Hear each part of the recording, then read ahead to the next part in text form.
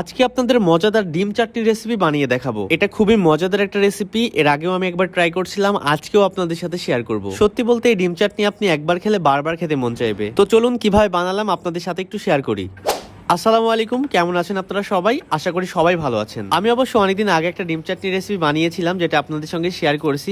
আজকে একটু ডিফারেন্ট ভাবে বানাবো। এই যে দেখতে পাচ্ছেন, ফার্স্টে আমি ডিমগুলো সেদ্ধ করতে দিলাম। এখানে আমি 4টা ডিম নিয়েছি। এদিকে ডিমটা সেদ্ধ হতে হতে শসা, পেঁয়াজ, মরিচ, তারপর লেবু কুচি কেটে নিলাম। আমি লাস্ট টাইম যখন বানিয়েছিলাম তখন শসাটা অ্যাড করা হয়নি, বাট আজকে শসা এন্ড লেবু অ্যাড করে দিয়েছি। এখানে অল্প একটু লেবু চুচা সহ কুচি কুচি করে কেটে দিয়েছি। এখানে ছোট সাইজের 2টা কাঁচামরিচ নিয়েছি, কারণ আমি ওইদিকে শুকনা মরিচ দিব। ডিমটাও সেদ্ধ হয়ে গেছে, আর এদিকে আমার মোটামুটি সবগুলো কাটাকাটি শেষ। বাসায় যেহেতু চিলি ফ্লেক্স নাই, তাই চিলি ফ্লেক্স বানিয়ে নেওয়ার জন্য এখানে কয়েকটা শুকনো মরিচ ভেজে নিচ্ছিলাম। শুকনো মরিচগুলো ভাজা হয়ে গেছে।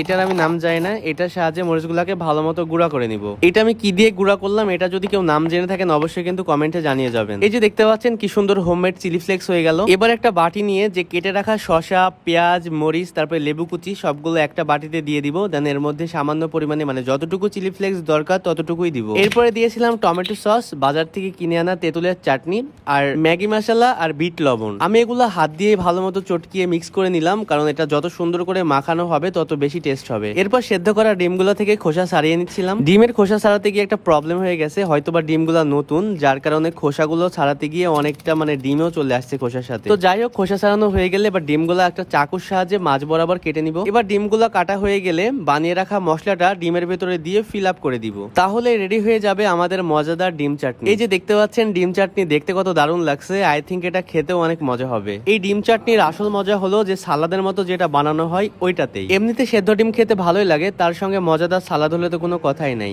এখন পর্যন্ত যারা ট্রাই করেননি তারা ঝটপট বাসায় বানিয়ে ফেলুন এরকম মজাদার চাটনি। আজকের রেসিপিটা এই পর্যন্ত। রেসিপিটা ভালো লাগলে অবশ্যই আপনার ফ্রেন্ড এন্ড ফ্যামিলির সঙ্গে শেয়ার করে দিবেন। আল্লাহ হাফেজ।